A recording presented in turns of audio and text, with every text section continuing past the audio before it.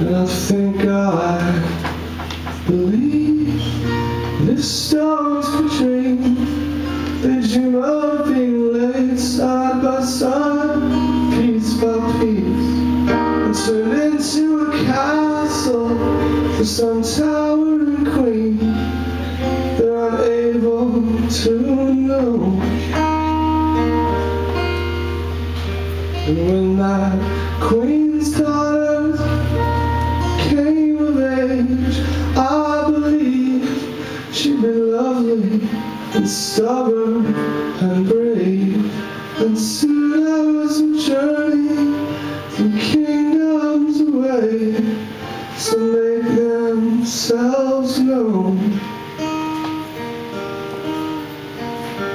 And I think that I know the bitter dismay of a lover who brought fresh bouquets every day, when she turned him away to remember someday, once gave just one rose. And it was one day, and that was years ago.